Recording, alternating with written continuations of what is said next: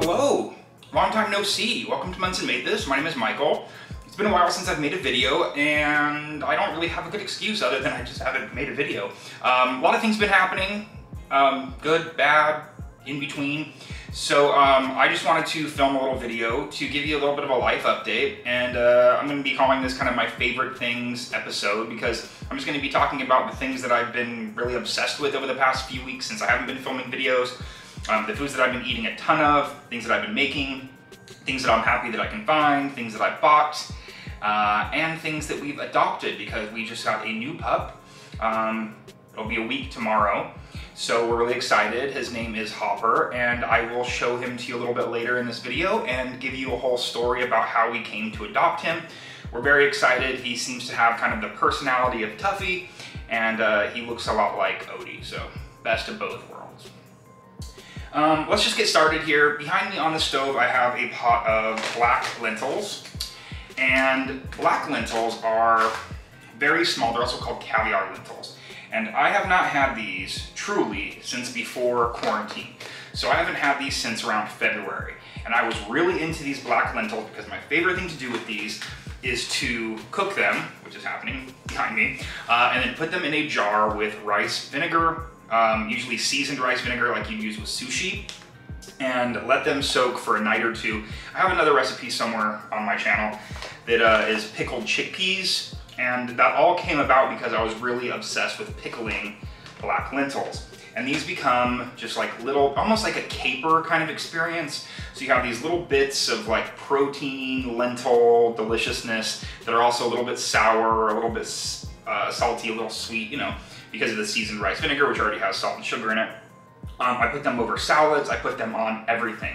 So yesterday I was at Whole Foods getting some nuggets for Ben, the 365 nuggets, because pretty much since the video that we filmed about nugget tasting, he's probably had some form of vegan chicken nugget once a day since that video was filmed.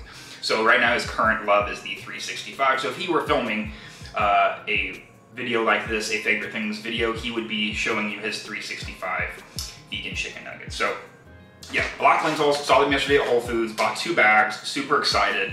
Again, I have them cooking behind me, and I'll show you what I do with those in just a bit. Also at Whole Foods, these are their vegan croissants. I haven't had a croissant since going vegan other than like a Pillsbury crescent roll because those are accidentally vegan. So I'm so happy that Whole Foods has these. This sounds like a Whole Foods sponsored video. It has nothing to do with Whole Foods other than the fact that I was there yesterday and I was able to get things that I love. But this is a kind of a game changer. I'm excited to make sandwiches for these. I might even decide to do a video using these in recipes. I'm pretty sure they're widely available, like nationwide. Every Whole Foods, I believe, has them. So they're sometimes hard to come by. At least when they first came out, they were hard to come by. But the last couple times I've been there, they have them, and it clearly has a vegan sticker right there. This right here that I sipped on a second ago, sipped on again, this is a pumpkin spice latte. And I will have another sponsored video with ALMOND COW coming out very soon, in which I show you how to make this pumpkin spice latte with almonds. It's an almond-based. But the cool thing is that I make a grain-free, gluten-free cracker out of the pumpkin spice almond pulp. So that's coming out. Subscribe if you haven't yet already, so that you're and hit that bell notification too, so that you're notified when that video does come out. I've also been really into cooking beans. From dry. This is my first time cooking cannellini beans. I did this yesterday. Again, found them at Whole Foods. Oddly expensive for about like 3 cups worth of dried beans. It was close to about $11.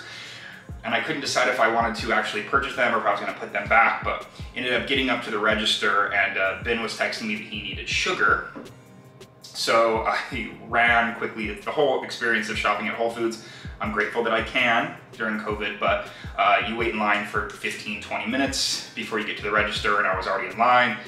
So long story short, the lovely lady at the register allowed me to run and go grab sugar. She was ringing things up. I forgot about them, so I came home with an $11 bag of, granted, organic, I believe they're Bob's Red Mill brand white cannellini beans. These I'm going to show you in just a moment what I'm using them for, which is a hummus. A long time ago I made a video for an, what was it called? Bitchin Hummus, I think it was. I was really into Bitchin sauce. And I was like, you know what, I want to make like an oil-free, I don't know why that's in quotes, it was oil-free, there's no oil. I want to make an oil-free, healthy, not that, anyways. I decided to make a hummus version of Bitchin sauce, so I looked online and found recipes for like a knockoff Bitchin sauce, and so I kind of used that seasoning or spice blend with a hummus. The original video uses chickpeas, but lately I made some Mayakoba beans, and I've been using those. I used navy beans, and now today I'm going to be using these white kidney beans or cannellini beans, and I'll show you how I make that because it's delicious, and I've been having that for like dinner often. Like I'll make an entire batch of this, and I'll eat pretty much the whole thing with a bunch of veggies for dinner.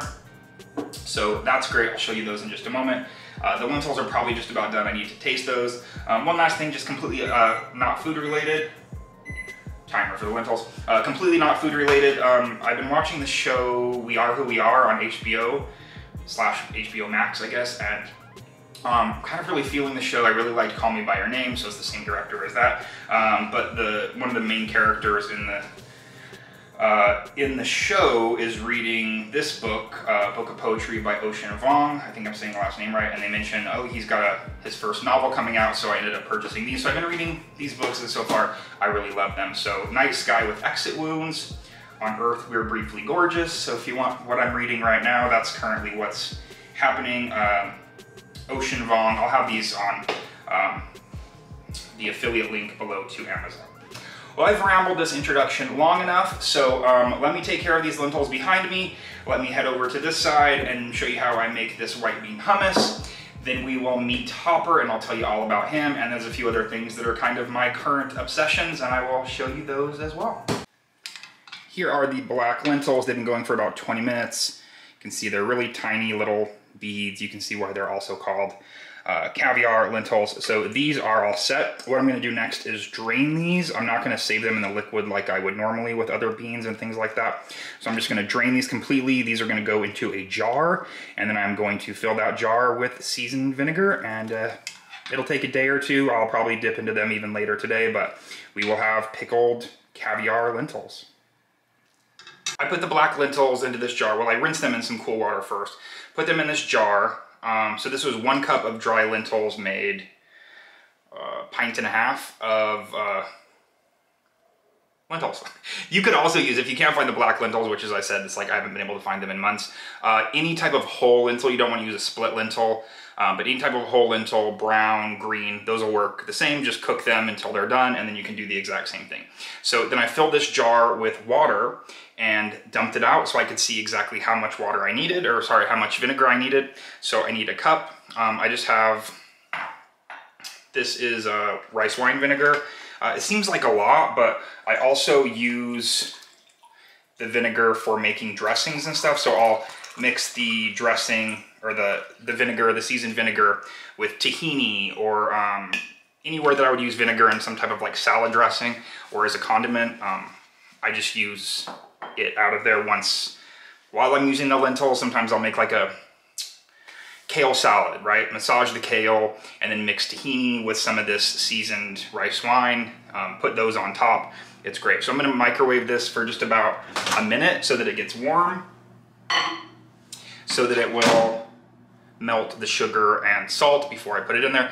Normally I just buy seasoned rice wine vinegar. It's the sushi vinegar. It's perfect. You just pour that right in there. It's done, but I have to make my own. So heating the vinegar up is gonna help me dissolve the salt and sugar. Then I'll pour it into the jar, goes into the fridge, and the hard part is waiting.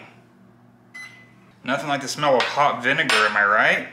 My grandma used to always clean her coffee pot with vinegar, and I remember visiting her as a kid and the whole house on weekend mornings smelling like warm vinegar. I probably wouldn't mind it as much now as I did as a kid. I added probably a couple teaspoons of sugar, maybe about a half teaspoon worth of salt. The hot vinegar is going to dissolve this, and then I'm going to taste it because I want this seasoned to taste.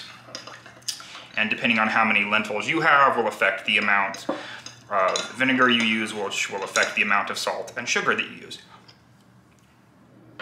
A little more of both.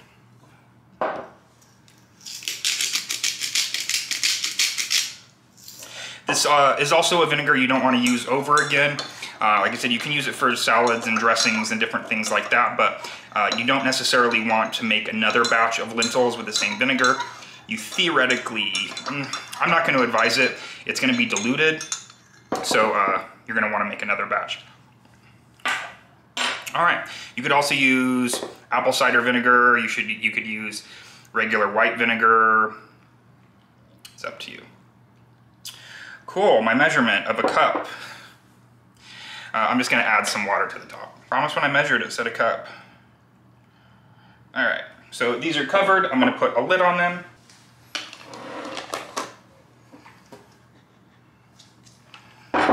And that's it. We have black lentils, black caviar lentils that are going to be pickling. Like I said, I can dip into them after a couple of hours, but they're gonna be best tomorrow or the next day. And these will last a long time. I don't know how long, but it'll last a long time. So keep these in your fridge and they will last for weeks, I promise. Also, if you like this video so far, give this video a thumbs up and go ahead and comment about it below if you want more videos like this. I've tried so many times to do what I eat in a day videos, and I have a couple up on the channel, but I always, like the way that I eat right now, it's almost noon. I wait until later in the day to eat, and especially with the cold weather coming and shorter days coming, I hate filming at night, so it's difficult for me to like start eating in the afternoon or you know, kind of start my day later, and then I'm eating half of my meals at dark, and then the footage looks terrible. So I always end up abandoning them halfway through. So I can do more like this, definitely, where I kind of cram it all into a shorter period of time. So again, if you like this, definitely comment below, give it a thumbs up, and you should subscribe. You should subscribe to this channel as well. My mom said that she hated the spiel that I usually do at the beginning of the video, so I'm abandoning it for a little bit. Let's see how it is. So let's make hummus. Here I have my food processor, and in there I'm going to add 1.5 cups of my cannellini beans, which is the same amount that you would get in a drained can. I'm not gonna add any water to this. I do have my beans on the side here, so if I do need to add any liquid, I will add my bean broth, which is what I use to save, oh gosh, I'm a mess here, which is what I use to save my beans in the fridge. Next, I'm gonna add the juice of 1 whole lemon. Let's try not to get any seeds. Oh, there's one.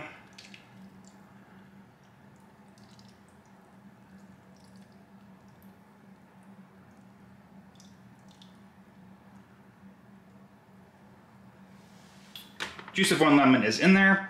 Now I'm going to add my seasonings. This has quite a number of seasonings, so I'm just gonna go one by one and let you know what I'm adding. All of the exact amounts are going to be on the link below. So just follow the link to the Bitchin Hummus recipe and you'll see exactly what I'm adding here. This is ground coriander, ground cumin, onion powder, garlic powder, chili powder.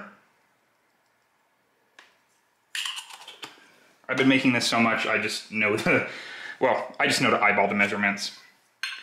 And then paprika.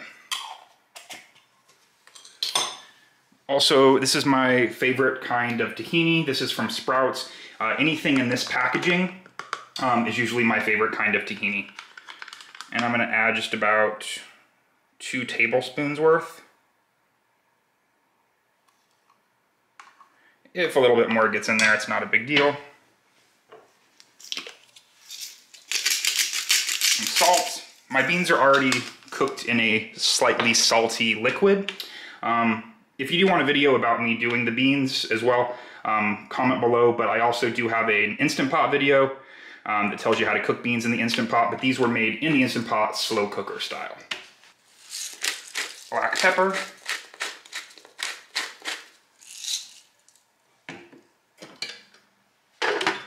Liquid goes on, and then we blend. I stop it pretty early on to scrape down the sides and also the bottom.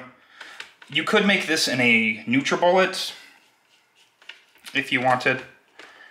Just you might have to make sure there's a little bit more liquid in there. I like to do it in a food processor just because you can use less liquid.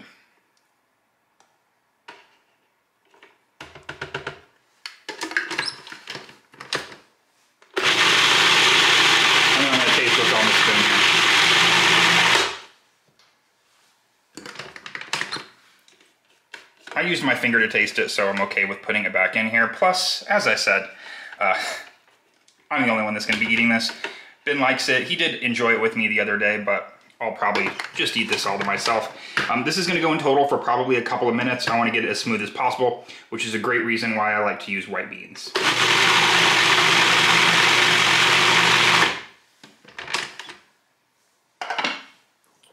Does need, oh, I forgot an important ingredient. I actually forgot 2 important ingredients. Bragg's liquid aminos, just about a tablespoon worth there. And then about, oh, okay. It's supposed to be about 2 tablespoons of nutritional yeast. How did I forget those? Those are like the best.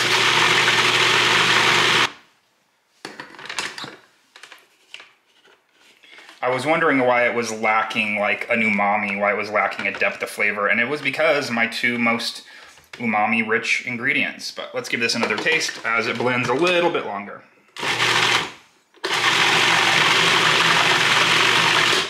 And that should be it. I'm going to remove it to this container, and this is gonna hang out in the fridge until I'm ready to eat it.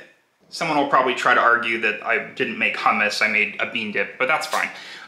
Just if you follow the link below, you'll have all the measurements, and or just look on my website, monsonmadethis.com, for Bitchin Hummus. There's also a recipe for crackers, which is a knockoff Mary's Gone crackers. And to add to that, the crackers that I'll be making with the almond cow video would also be great, which I'll probably, in addition to the veggies, be eating those crackers from my test batch with this. So this is gonna go in the fridge. I also keep my tahini in the fridge. Once I get it all stirred up, I just opened this package today, but once I get it all stirred up, I like to keep it in the fridge. Same with my like natural peanut butters.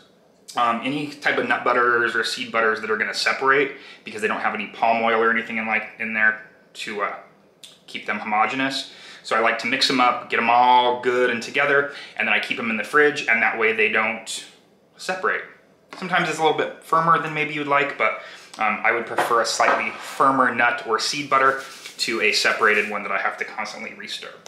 You may have noticed the jars that I was using for my spices, and I don't think I've ever on this channel shown my updated spice drawer, so let me show you that severe OCD, undiagnosed, highly Virgo experience that is my new spice drawer. And here it is.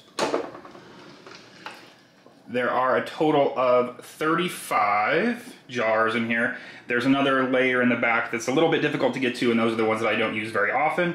But I hand wrote these labels, not necessarily in love with my labeling system, but it's okay. Easy to see, easy to take in and out, and actually having them lay this way allowed me to get a whole other row of spices in here. So I'm obsessed with this. This is another one of my favorite things.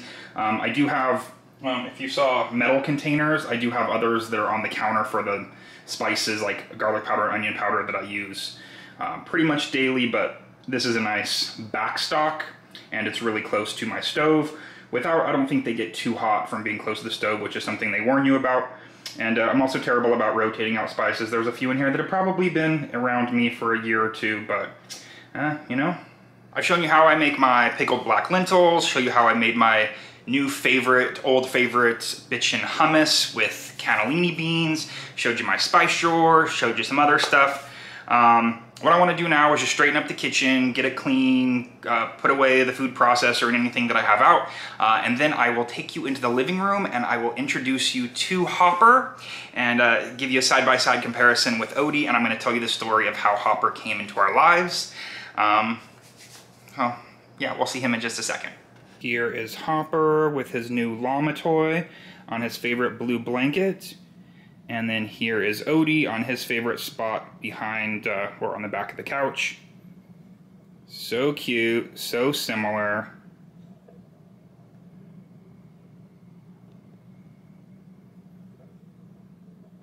Hi, Hopper. Well, ladies and gentlemen, meet Hopper. Say hi. This is his YouTube debut, as far as I know. I just wanted to have a little story time here and just tell you the story of how he came into our lives. And just as a disclaimer, I'm not encouraging any type of behavior or trying to give you a lesson in how to go about adopting a pup. But this is just what happened for us, and I think it's just kind of like a serendipitous story, and we're really happy that we were able to adopt this little guy. So, right before quarantine, are you able to see him? So right before quarantine started, like literally a week before we were all on lockdown, our pup Tuffy, who was about 9 or 10 years old, ended up passing away from his lymphoma. He had been in remission once before. Oh, this is Odie, by the way. Hopefully they don't get into a brawl on my lap, because they're still getting to know each other. So Tuffy, he had lymphoma, it went into remission. He was in remission for a couple of years. It came back and just didn't work out. So he passed away, I believe like early March, or just literally like a week to a few days before we were all on lockdown. Hi, buddy. So obviously devastated. Odie, who had come home from the Animal Foundation with us. Tuffy had also come from the Animal Foundation in Las Vegas. He was an only child, and it was his first time kind of being alone, and so Ben and I had spent a lot of time with him. We were going to the park, we were, hope that word isn't triggering, going to the park, just trying to, you know, make sure that he felt loved and was getting enough attention. And so it was just a few months of the three of us, Odie, Ben, and I, palling around. Pretty much any time he could go with us in the car, we took him. And it was great. It was great bonding time, and it was great to experience Odie like that, kind of one-on-one. But the reason we adopted Odie in the first place was for Tuffy to have a companion, so that if we did have to, you know, leave for the day or be gone, because we, you know, both pretty much work from home, that Tuffy would have somebody to hang out with. So we started to have the same feeling about Odie. You know, it would be nice if he had another pup to play with. He still got a lot of energy. So it would be nice to adopt a pup for him to hang out with, and it would also be nice to be a two-pup household once again. So we didn't really like start looking immediately, but we kind of had the idea that when the time is right, when it feels like it's time to do it, we're going to adopt. So a few months pass, and now we're sort of the beginning of October, late September, and we start looking at the Animal Foundation in Las Vegas's website. And it just doesn't seem like there are any puppies.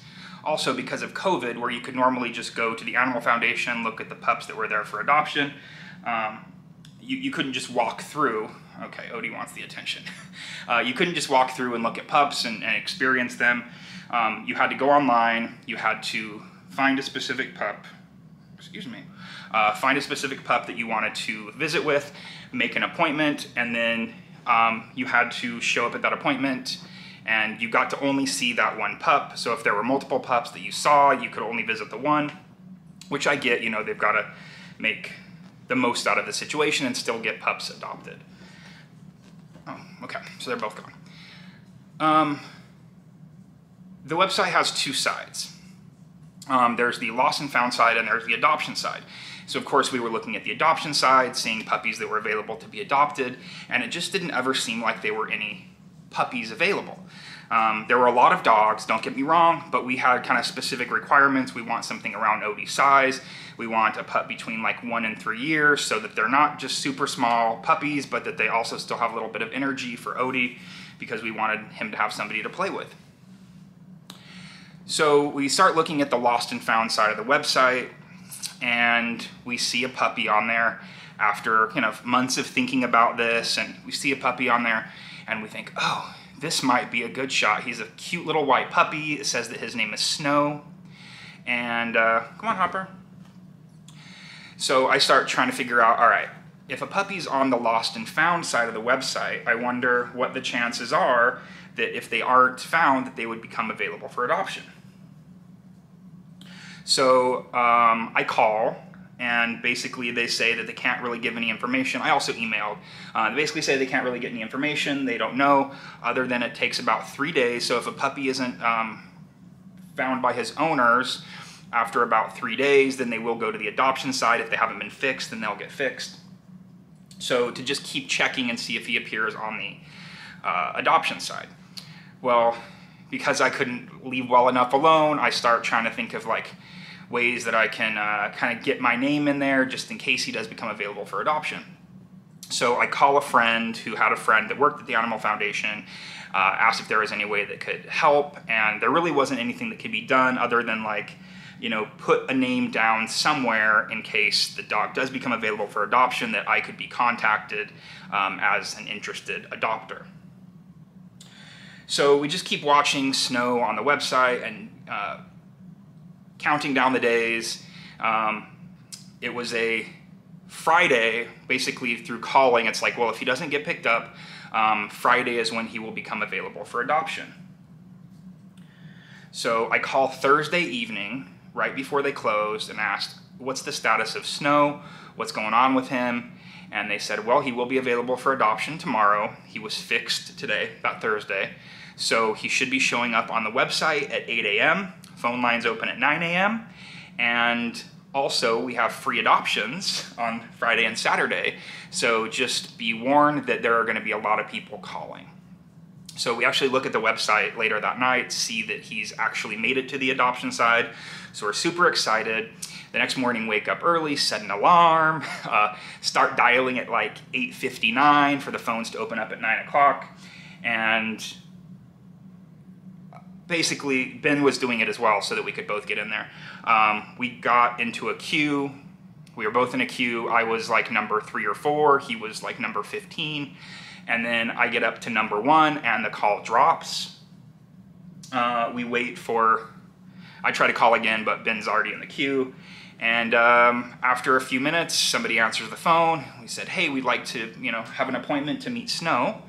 And they said, well, actually, somebody else already has an appointment for 11 o'clock, but if you really want to, we can make you an appointment for 12:30, so that if he's not adopted at 11 o'clock, then you can meet him and see if you're interested in adopting him. I said, all right, that's great.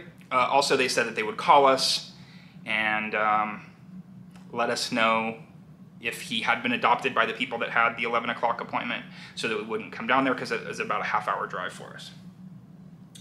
So we wait, we're nervous. Ben and I are actually texting back and forth from within the house, names that we think would be good for puppies, and because we weren't really interested in the name Snow, they just give them names at the Animal Foundation. It's not like the name is that they've lived with or anything. And yeah, we keep waiting, counting down the minutes, and 12 o'clock hits, and we're like, all right, well, we haven't heard anything, so that must mean that he didn't get adopted, because they said they'd call if he did. So let's go. So we were excited. We say goodbye to Odie. Hey, we might be back with your brother. So yeah, the whole ride there, thinking, you know what? I guess this is, we've said it a couple times too, like, all right, if this is meant to be, it's meant to be. If it happens, it happens.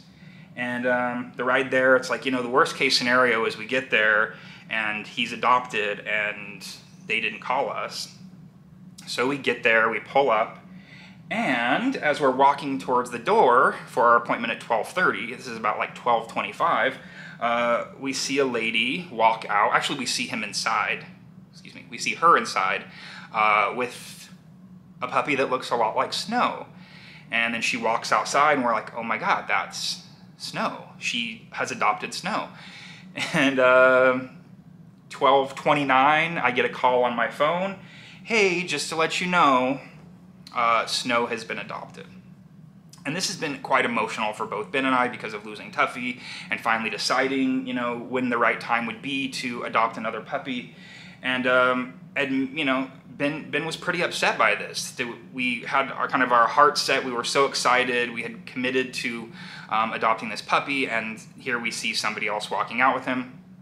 And so it was upsetting, and Ben was pretty upset and really wanted to talk to somebody about what had happened, how the ball had been dropped, because I guess, you know, had we not left and we'd not been hyped up for going there and seeing him and visiting him, we probably would have been able to kind of get over it a little bit easier. But it was really heartbreaking. I mean, we had, through just a picture, become pretty attached to this little pup, and the idea of introducing him into our family.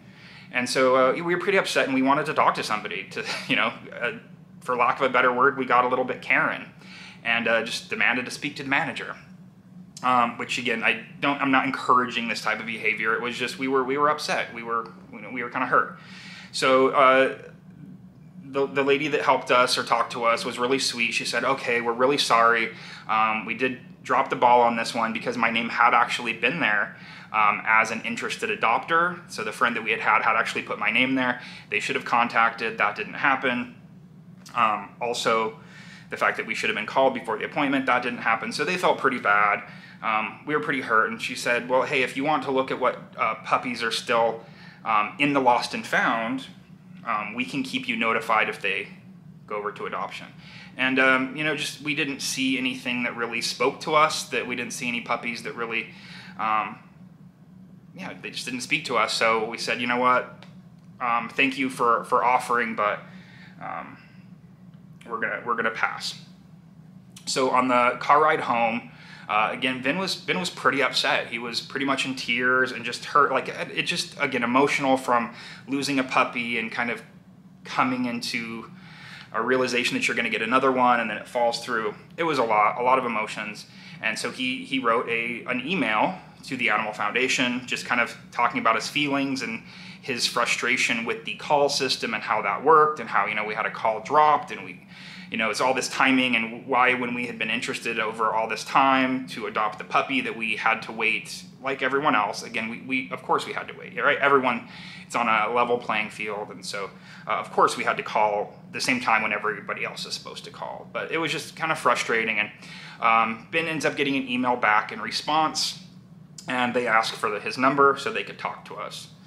And he emailed the number. We get a call back a day or so later. And the same offer kind of still stood, suggesting, hey, don't look at the lost and found. You kind of set yourself up by looking at the lost and found side instead of looking at the adoption side. And so don't do that. Don't look at the lost and found side, just look at the adoption side. But if you do look at the lost and found side and you do see a puppy there that speaks to you, then we'll see what we can do in terms of getting an appointment. Few days later, we're looking on the site and we see this guy, and I'll put a picture of what he looked like on the Animal Foundation here somewhere. So we see this little guy, and he's just really cute, and instantly we're like, okay, this could be a good contender. He's the right age range, he's the right sort of size and weight range for Odie as well. So let's see what we can do. We emailed back or called, I forgot what. But basically we were able to just kind of, it's like you hope that the puppy who's in the lost and found hasn't been lost by somebody who really misses him and loves him and, just is heartbroken that they've lost their puppy. So you do want, the lost and found puppies to find their home again or to be returned home. But, if he didn't have a home that was loving and didn't want him back, then we would like the opportunity to be able to adopt him. So we were just in contact over the next couple of days, kind of seeing what was going on with him. And then they had him scheduled to get fixed. Excuse me. They had him scheduled to be fixed, which would mean that the following day he would be available for adoption. And they were kind enough to give us an appointment. They called us later and scheduled it. Like, all right, he's going to be going up for adoption, so we can schedule you an appointment to meet him. And so we did. And it's a very tight turnaround there. That they kind of give you all the warnings. This is what the pup's kind of been through. He apparently had a bloody paw and a bloody mouth because he put up a chase with animal control who found him just wandering around. And he was really scared. He wouldn't walk on a leash. And that you get 5 minutes to spend with him to see if you want to adopt him. So we try to walk around. Of course, he doesn't know how to use a leash or doesn't walk on a leash, and we go into a little fenced-in area outside, and I'll show you a picture of what he looked like there, just in a big cone because he had just been fixed, and just still, he wouldn't move. He just was so scared, and yeah, it was just a sad sight seeing such a scared little puppy. But I felt like immediately there was a connection. I said, all right, I think this is the one. This is him. Also, upon first sight, we noticed that he just looks so much like Odie, which we didn't really see in the picture. it was just interesting, like, oh my God, he looks so much like Odie in terms of coloring, and the face is really the one part that they don't look identical, but everywhere else, like, it's hard to tell them apart. So we adopt him, fill out all the paperwork, we got all the warnings about what it would be like to introduce a new dog to your, I forgot what the term they already used, or they used for that. Basically, the pup that's already living at home, how to introduce the new pup to him, and that he needed to keep his cone on for 2 weeks, 10 days to 2 weeks. And they suggested this whole protocol of taking the dogs, keeping the dogs separately, taking them to like a tennis court, and letting them meet each other. He's trying to go to the bedroom. Take them to like a neutral area, allow them to meet, do that for about 3 days. And we knew that wasn't really an option for us, so as we had done when we brought Odie home to Tuffy, we basically just brought him home. We also took off the cone. Again, I'm not endorsing this, but we took off the cone immediately just because those cones are so... It's hard to get to know a puppy, and it's hard for him to navigate the world with such a big cone on. Plus, we already had this donut thing, this inflatable donut, that you can use in place of a cone so that he can't lick his incision site. So we take the cone off, and he kind of lightens up a little bit on the ride home. When we get home, we introduce him to Odie, and admittedly, it was probably 2 or 3 days of Odie ignoring him and not really interested. Oh, the name, Hopper. He just responded. When we had, when Ben and I were shooting emails back and forth to each other, text messages, coming up with names, that was a name that had come up. And then that first day when we brought him home, we were trying to get him, we put a little blue blanket over on side of the couch, and that became his little spot. That's where he felt safe. And the the 4 of us kind of sat in the living room and rewatched Stranger Things Season 2. And it was just a day of sitting in front of the TV watching Stranger Things with new pups, even though Odie was not really interested and kind of ignoring him. And yeah, it was one of the names that we had come up with, and it just was random that we decided to watch Stranger Things. And it was like, you know what, I think Hopper is the right name for him, so he's gonna be Hopper. And yeah, over the past week, so tomorrow it'll be 1 week since we have adopted him. It took maybe about 4 or 5 days for Odie to come around. They've been playing and chasing, and they seem to be getting along. Odie's still very territorial, so there are times when Odie doesn't want Hopper around, which was just like what Odie was to Tuffy. Like, Tuffy was just like, I need my space. I'm used to being alone. So they're coming to know each other. And in terms of the cone thing, as I'm talking about it, because we're around, if we're not able to watch him full time, he gets the donut on. But otherwise, if he's right next to us on the couch and we're all sitting there and we know that he's not going to be licking his incision site, personally, we just didn't want to keep something on him that's going to inhibit his movement and getting used to being with us. So I'm not saying to take the cone off. Please don't do that. We're in a situation where we could, and felt comfortable to do that and keeping an eye on him. Again, if we can't watch him every second, he gets his donut on, which is just a lot better than the cone in our opinion. And there's some things too that were happening that really made us feel like this was the right fit for us. He immediately helped himself to the toy basket, and the first toy that he picked out was this little stuffed pterodactyl that we always called Terry, and that was Tuffy's favorite toy. And before this whole happened, and this is going to get a little bit woo-woo, but Ben and I had both kind of said like, all right, Tuffy, like help us find a good pup for Odie. Send your energy out there and help us locate a good pup. And then we're able to find one that looks, in the face very similar to Tuffy. He looks everywhere else like Odie. His personality is very similar to Tuffy in a lot of ways. Very sweet, very cuddly, loves to be held. He loves to give kisses. He's already a food hound. He's at my feet, although he wasn't just a little while ago. Him and Odie are both at my feet when I'm in the kitchen. And he's just really gravitated towards toys that Tuffy loves. So it does feel like, we're not sure exactly how to make sense of that, but it does feel like there's, it's meant to be for him to be with us, and we're really happy and we're excited to see where it'll go. He also hasn't been groomed or washed. We got some wipes to be able to wipe him, to clean him off a little bit, but because of him being neutered, we were unable to give him a bath or grooming, so that's kind of the next milestone that we're looking forward to, is being able to get him groomed, and I think he'll look a lot more like Odie when that happens. Odie seems happy, we're happy, and I know that's a long story, and but that's how Hopper came into our lives. Hopper, come here. Okay, he's still learning his name.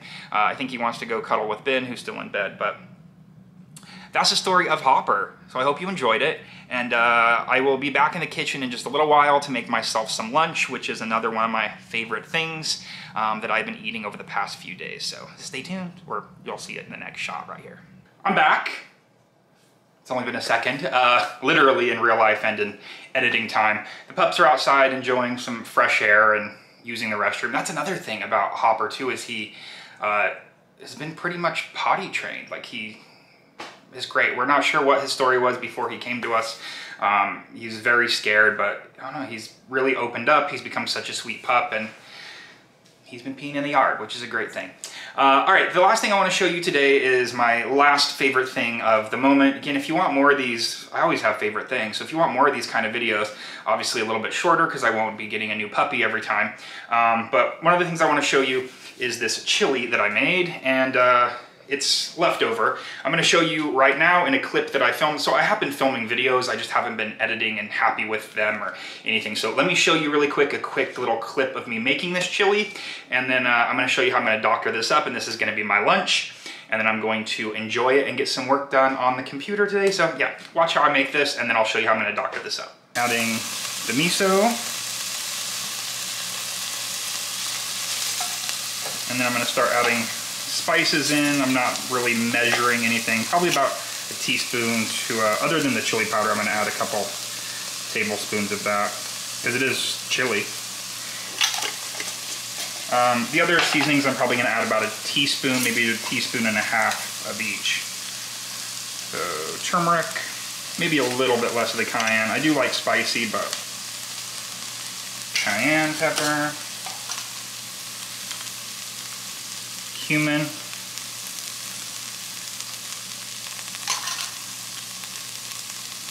sweet paprika, ground coriander, red pepper flake, a little bit of cinnamon, garlic powder, and onion powder.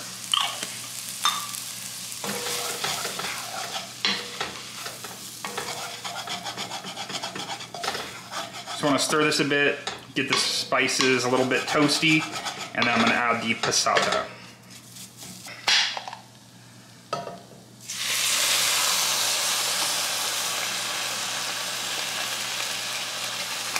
I'm going to add a little bit of water to this.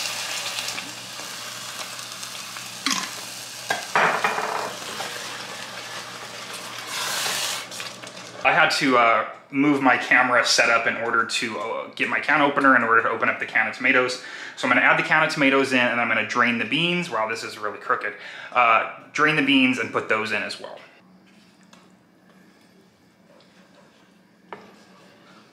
I actually had some pre-chopped garlic that I needed to use up because it's been in the fridge for a long time, so I just added that in as well. My Akoba beans, which I love for making refried beans. It's a lot like a pinto bean. Navy beans. And kidney beans. Wow, this is a lot more chili than I was planning on making, but I can freeze some. And if it's really good, I'll enjoy eating all of this. Also, I realized I've got a lot of tomato in there, so it might be somewhere between a marinara sauce and a chili, but you know, adding my Italian roots to things. Should I add the black beans?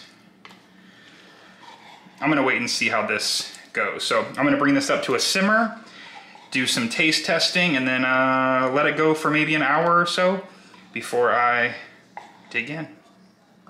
The amount of chili there made 2 of these freezer containers, and I just put these in here because I wasn't sure if I wanted to store it in the freezer or eat it, but after, because I didn't love it, like I made it and I was like, okay, this isn't that great. But I was hungry the following day and I decided to eat it and make some changes to it. So what you see in that video or that little clip is way too thick. So I'm gonna be thinning it down. I'm gonna be adding some no chicken flavored better than bouillon to boost the flavor up. I'm going to add also a little bit of my cannellini beans because I have them. And the last thing I'm gonna be adding, I just have a little bit in here. This is TVP, textured vegetable protein, and I'm just gonna put it in there. In about 5 minutes, it will have soaked up some of the flavor and it has kind of like a ground meat texture. So I'm gonna get these onto the stove, heat it up, and then, I did have some avocado I'm out. But yeah, that's gonna be my lunch today, and I know this looks like a lot, but I'm hungry, so I'll probably end up eating this entire thing, so let's heat it up. I added the 4 cups of chili here to a pot, and then I'm rinsing out the container with just a little bit more than a cup worth of water. It just needed to be thinned out from the original version that I made. And I'm gonna add some of these cannellini beans. It doesn't really need any more beans. It's already got 3 kinds in there, so. And even though Odie and Hopper just came in from outside, they're trying to get back out there. So if you hear any weird scratching sounds at the door, that's what's happening. All right, and then the last thing, just maybe like a 1/4 cup of TVP. It's just the bottom of my container. And so I'm just gonna let this simmer, heat up, and then I'm going to, I told you I was gonna add some no chicken better than bouillon, and I'm just gonna add some seasonings. I think I'll add some taco seasoning as well, and a little bit more chili powder. In addition to the, just add a little taco seasoning to it. I ended up adding this, I don't know if you can see it very well. It's called Vegetarian Bouillon Mix Chicken Flavor. I found it at an Asian market. Yeast extract protein based. So it's like a nutritional yeast based chicken flavor seasoning. I like it. Sometimes easier just use a little bit of a powder than the paste with no chicken better than bouillon. All right, well, I'm gonna dig into this. I'm really excited. I really just love having things like that hummus and having like chili that are just on hand so that when I get hungry, I can kind of throw it together. I don't really have a recipe for the chili. I just threw a bunch of stuff in there. If you guys want a chili recipe, I can develop one for you. I will be eating this on my, well, I'll be eating this in a Monson Ate This video, which is available to channel members. So if you click the join button below, you'll have access to all those videos. I think we're upwards of like 50 of those videos also. And also on Patreon, that's linked below in the description. So I'm gonna eat this chili. Thank you all for watching. I'll try really hard not to go this long between videos again. But if you definitely want more of these kind of like favorite things style impromptu kind of videos, let me know, and I might be able to do a few more of these for you. So thanks for watching. Thanks to all of you that have subscribed to my channel membership and to my Patreon. I really do appreciate it. And we have a really great tofu video coming out soon. It's a whole tofu tutorial. All different kinds of tofu and how to use them in various ways. And then also there's the almond cow video, which is the pumpkin spice latte with crackers. And if you want your own almond cow, there's an affiliate link below and you can save a few dollars off of those. All right, I'll see you next time. Bye.